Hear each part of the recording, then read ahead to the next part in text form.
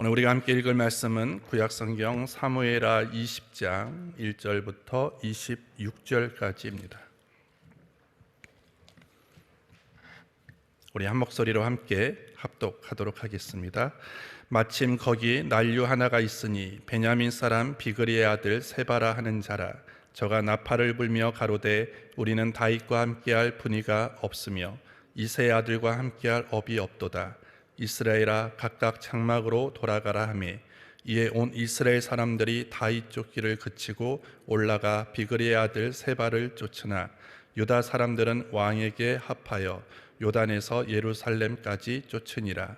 다윗이 예루살렘 본궁에 이르러 전에 머물러 궁을 지키게 한 후궁 10명을 잡아 별실에 가두고 먹을 것만 주고 더불어 동침치 아니하니 저희가 죽는 날까지 갇혀서 생과부로 지내니라.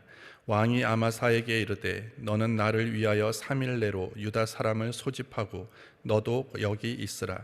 아마사가 유다 사람을 소집하러 가더니 왕의 정한 기한에 지체된지라. 다윗이 이에 아비새에게 이르되 이제 비그리의 아들 세바가 압살롬보다 우리를 더 헤아리니 너는 내 주의 신복들을 거느리고 쫓아가라. 저가 견고한 성에 들어가서 우리들을 피할까 염려하노라 하매 요압을 쫓는 자들과 그렛 사람들과 블렛 사람들과 모든 용사들이 다 아비새를 따라 비그리의 아들 세바를 쫓으려고 예루살렘에서 나와서 기브온 큰 바위 곁에 이르매 아마사가 맞으러 오니 때 요압이 군복을 입고 띠를 띠고 집에 꽂은 칼을 허리에 메었는데 저가 행할 때 칼이 빠져 떨어졌더라. 요압이 아마사에게 이르되 형은 평안하뇨 하며 오른손으로 아마사의 수염을 잡고 그 입을 맞추려는 채 하매 아마사가 요압의 손에 있는 칼은 쥐지 아니한지라. 요압이 칼로 그 배를 찌르매 그 창자가 땅에 흐르니 다시 치지 아니하여도 죽으니라. 요압과 그 동생 아비새가 비그리의 아들 세바를 쫓을세 요압의 소년 중 하나가 아마사의 곁에 서서 가로되 요압을 좋아하는 자와 다윗을 위하는 자는 요압을 따르라 할 때 아마사가 길 가운데 피 속에 굴어졌는지라. 그 소년이 모든 백성에 섰는 것을 보고 아마사를 큰 길에서부터 밭으로 옮겼으나 거기 이르는 자도 다 멈추어 서는 것을 보고 옷을 그 위에 덮으니라. 아마사를 큰 길에서 옮겨가매 사람들이 다 요압을 따라 비그리의 아들 세바를 쫓아가니라. 요압이 이스라엘 모든 지파 가운데 두루 행하여 아벨과 벳마아가와 베림 온 땅에 이르니 그 무리도 다 모여 저를 따르더라. 이에 저희가 벳마아가 아벨로 가서 세바를 예우고 그 성읍을 향하여 해자 언덕 위에 토성을 쌓고 요압과 함께한 모든 백성이 성벽을 쳐서 헐고자 하더니 그 성에서 지혜로운 여인 하나가 외쳐 가로되 들을지어다 들을지어다 청컨대 너희는 요압에게 이르기를 이리로 가까이 오라. 내가 내게 말하려 하노라 한다 하라. 요압이 그 여인에게 가까이 가니 여인이 가로되 당신이 요압이니까 대답하되 그러하다. 여인이 저에게 이르되 여종의 말을 들으소서. 대답하되 내가 들으리라. 여인이 말하여 가로되 옛사람들이 흔히 말하기를 아벨에 가서 물을 것이라 하고 그 일을 끝내었었나이다. 나는 이스라엘의 화평하고 충성된 자 중 하나이언을 당신이 이스라엘 가운데 어미 같은 성을 멸하고자 하시는도다. 어찌하여 당신이 여호와의 기업을 삼키고자 하시나이까. 요압이 대답하여 가로되 결탄코 그렇지 아니하다. 결탄코 그렇지 아니하다. 삼키거나 멸하거나 하려함이 아니니 그 일이 그러한 것이 아니니라. 에브라임 산지 사람 비그리의 아들 세바라 하는 자가 손을 들어 왕 다윗을 대적하였나니 너희가 저만 내어주면 내가 이 성읍에서 떠나가리라. 여인이 요압에게 이르되 저의 머리를 성벽에서 당신에게 내어 던지리이다 하고 이에 여인이 그 지혜로 모든 백성에게 말하매 저희가 비그리의 아들 세바의 머리를 베어 요압에게 던지니라. 이에 요압이 나팔을 불매 무리가 흩어져 성읍에서 물러나서 각기 장막으로 돌아가고 요압은 예루살렘으로 돌아와서 왕에게 나아가니라. 요압은 이스라엘 온 군대의 장관이 되고 여호야다의 아들 분하야는 그렛 사람과 블렛 사람의 장관이 되고 아도니람은 감역관이 되고 아일룻의 아들 여호사밧은 사관이 되고 스와는 서기관이 되고 사독과 아비아달은 제사장이 되고 야엘 사람 이라는 다윗의 대신이 되니라. 아멘. 오늘 제목은 한 사람으로 말미암은 구원입니다. 22절 말씀 다시 읽겠습니다. 이에 여인이 그 지혜로 모든 백성에게 말하며 저희가 비그리의 아들 세바의 머리를 베어 요압에게 던진지라. 교재 보겠습니다. 북쪽 지파들이 다윗에게 냉대를 받는다고 느끼는 것을 볼 때 아마도 다윗이 자신의 출신 지파인 유다 지파를 우대했던 것 같다. 이런 상황에서 베냐민 사람 비그리의 아들 세바가 다윗 왕궁에서는 이스라엘 지파들이 차지할 자리가 전혀 없다고 이스라엘 사람들은 선동하자 이스라엘 사람은 세바를 쫓았다. 상황이 이렇게 되자 다윗은 아마사를 군장으로 하여 반란군을 진압하려고 했다. 그런데 아마사가 모집하는 군대가 쉽게 모이지 않았고 세바의 세력은 점차 확장되어 갔다. 그리고 아마사의 군대와 합류하게 된 요압은 우명하게도 아마사에게 인사를 하는 척하며 그를 죽여버렸다. 그는 아마사가 군대 장관으로 나설 경우 자신의 위치가 위태롭다는 것을 알았던 것이다. 요압은 이제 납달리 지역 벳마아가 아벨을 본거지로 삼아 대항하던 세바를 숙청하려고 아벨의 성벽을 무너뜨리려고 했다. 그러자 한 지혜로운 여인이 나서서 성읍 사람의 생명을 구하고 피 흘리는 것을 막았다. 세바라고 하는 불량한 사람의 불의한 행동이 아벨 성 전체를 파멸로 몰고 갈 뻔했으나 지혜로운 한 여인의 행동으로 말미암아 그 성은 구원을 얻고 세바의 반란은 진압되었다. 오늘날에도 악인 한 사람의 행동은 공동체 전체에 큰 해악을 끼치지만 지혜로운 한 사람의 행동은 그 공동체를 파멸해서 구원할 수 있다. 썩어져 가고 있는 이 나라와 사회를 구하기 위해 내가 지혜로운 한 사람이 되어야 하지 않을까. 오늘 우리가 함께 읽은 사무엘하 20장은 북이스라엘에 속한 세바가 다윗에게 반역을 일으킨 것과 벳마아가 아벨에 사는 지혜로운 한 여인이 세바를 죽인 이야기에 대해서 말해주고 있습니다. 오늘 본문을 통해서 우리가 알고 또 실천해 가며 살아가야 될 것이 무엇인가를 잠시 살펴보겠습니다. 첫 번째로 공동체의 하나됨을 위협하는 가장 무서운 적은 내 자신을 내세우는 이기심이다라는 것입니다. 우리가 어제 사무엘하 19장을 통해서 살펴보았듯이 통합과 화해를 위한 여러 다윗의 노력은 이스라엘의 민심을 돌려놓았습니다. 통합과 화해를 위해서 다윗은 자기를 호의 아주 잘 환대했던 사람이나 아니면 자기의 반대편에 서서 오히려 모함하고 그리고 여러 가지 이간질을 했던 사람조차도 모두를 용서와 은혜로 포용했습니다. 결과적으로 그러한 일을 통해서 오늘 유다와 그리고 이스라엘은 어느 정도의 통합과 화해를 이루어 갈 수 있었습니다. 그런데 오늘 그럼에도 불구하고 오늘 본문에서 그리고 어저께 19장 40절부터 이어지고 그리고 오늘 20장 1절과 2절을 보면 다시 그 분란과 그리고 여러 가지 그런 다툼의 모습들이 다시 일어나고 있다는 것을 볼 수 있습니다. 사무엘하 19장 40절부터 41절에 보시면 왕이 길갈로 건너오고 기맘도 함께 건너오니 온 유다 백성과 이스라엘 백성의 절반이나 왕을 호행하니라. 온 이스라엘 사람이 왕께 나와서 고하되 우리 형제 유다 사람들이 어찌 왕을 도적하여 왕과 왕의 권속과 왕을 쫓는 모든 사람을 인도하여 요단을 건너었나이까 하며. 다윗이 압살롬의 반역에 가담했던 이스라엘 백성의 민심이 다시 자신에게로 돌아온다는 것을 느끼고 이제는 내가 황궁을 해야겠다라고 얘기를 합니다. 그런데 이스라엘에서는 그것에 대해서만 얘기를 하지 적극적으로 다윗이 다시 예루살렘으로 돌아오는 황궁을 할 수 있도록 뭔가 더 적극적인 그런 액션 그리고 행동을 취하지 않았습니다. 그럴 때 다윗은 유다 지파를 설득하지요. 그리고 예루살렘으로 귀환을 주도하게 했습니다. 이에 유다 지파는 앞장서서 다윗 왕이 예루살렘으로 돌아올 수 있는 그 황궁을 할 수 있도록 이를 추진했고 그 과정에서 이스라엘 백성의 전체 합의는 이루어지지 않았습니다.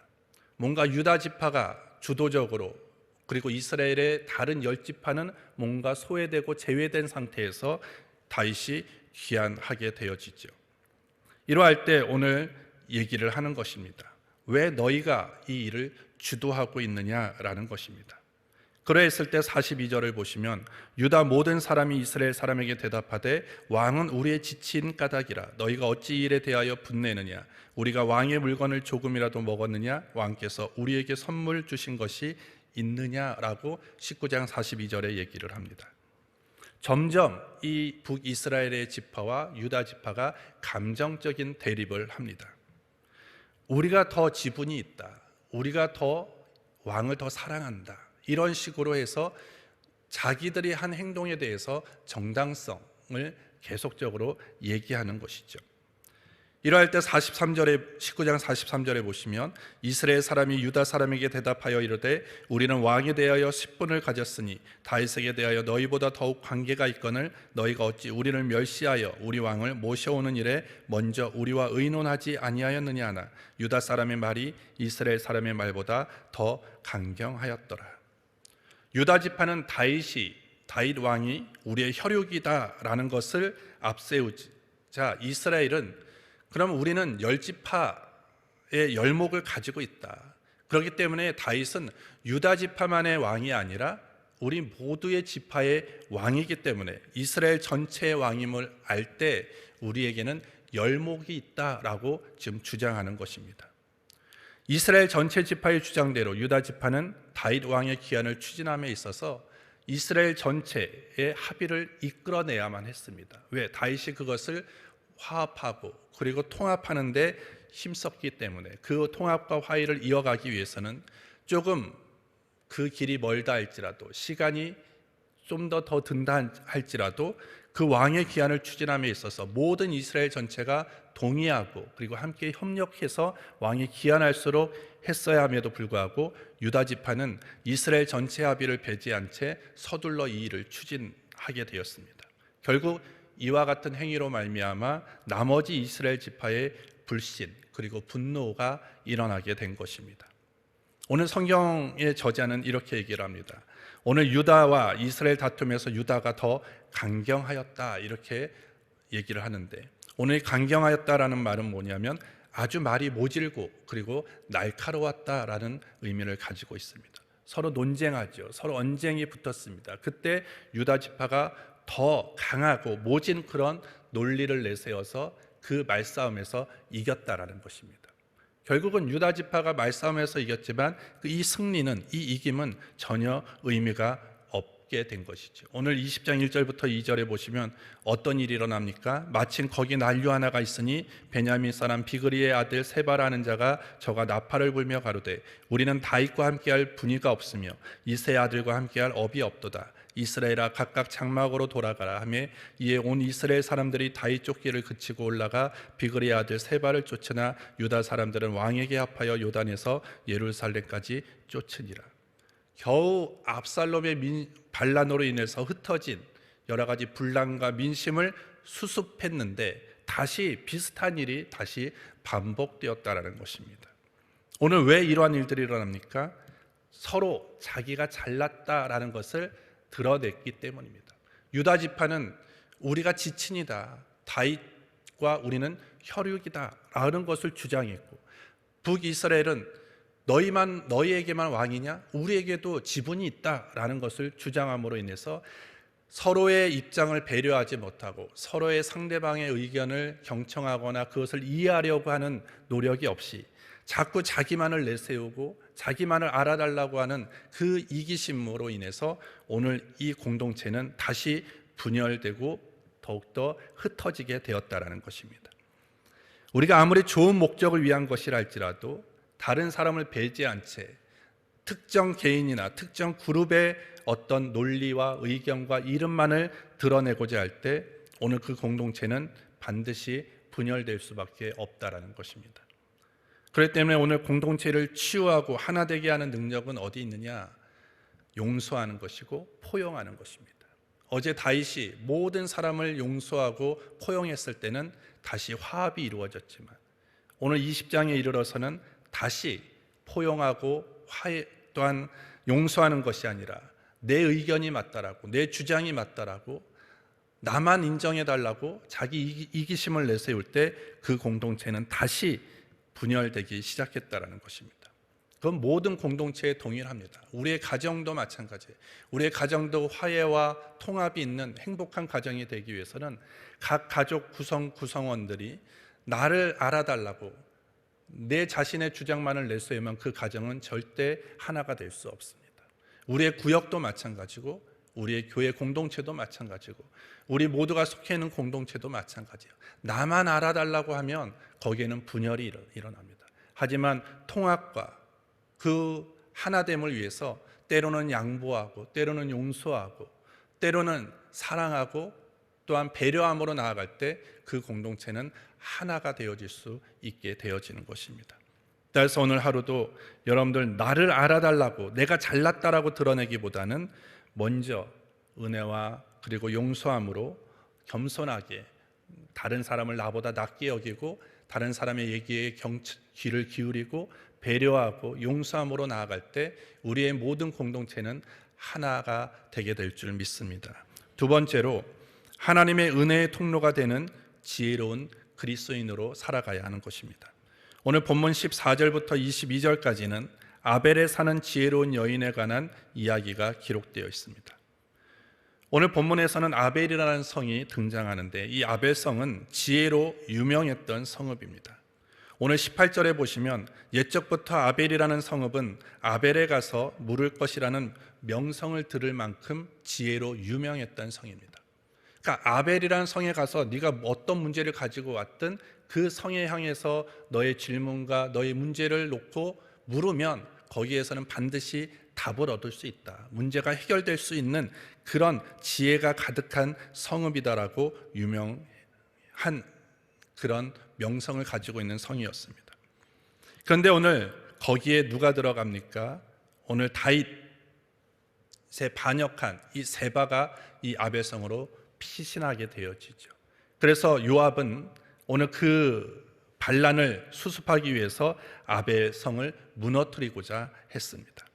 그때 한 지혜로운 여인이 나와서 왜 당신은 이렇게 지혜가 가득하고 그리고 역사가 있는 그리고 하나님이 세우신 이 성을 왜 그 한 사람으로 인해서 성을 다 무너뜨리려고 하느냐라고 얘기를 하죠. 그러면서 계속 그 대화를 통해서 결과적으로 요압이 그 마음을 돌리게 되어집니다. 오늘 이 대화를 잘 읽어보면 이 지혜로운 여인이 얼마나 논리적이고 얼마나 지혜로운지를 우리는 알 수 있습니다.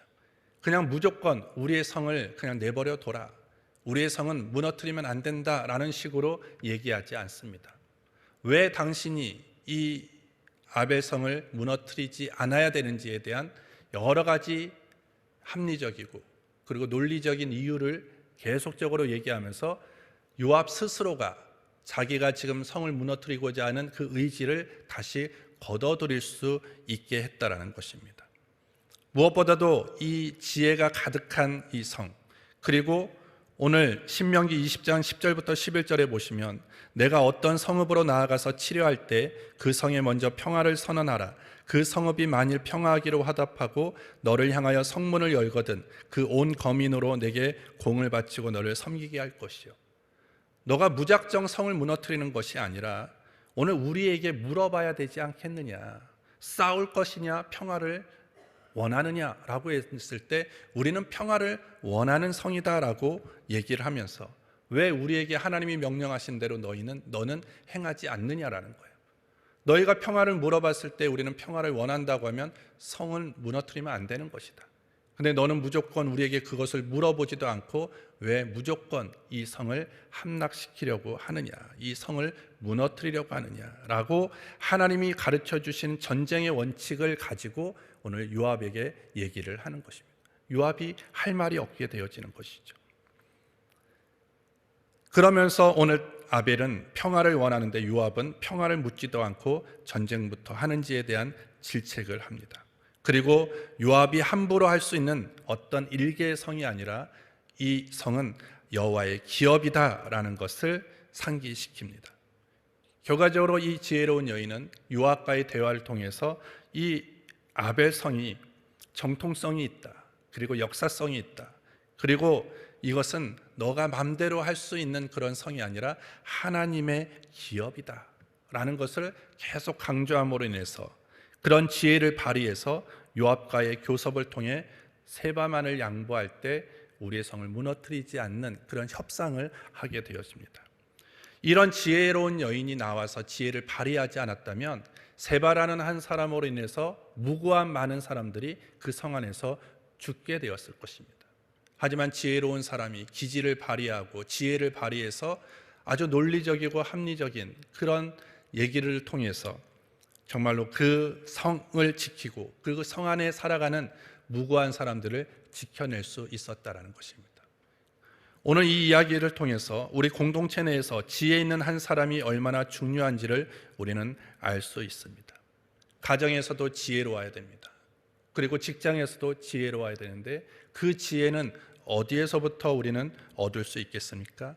내가 많이 배운다고, 내가 더 많은 그런 공부를 한다고 어느 정도는 세상을 살아가는 지식들이 쌓일 수 있지만 정작 지혜는 그런 거에서 얻어지는 것이 아니라 지혜의 근본이신 하나님을 경외하고 그리고 하나님께 더 가까이 갈 때 하나님이 우리에게 지혜를 허락해 주시는 것입니다.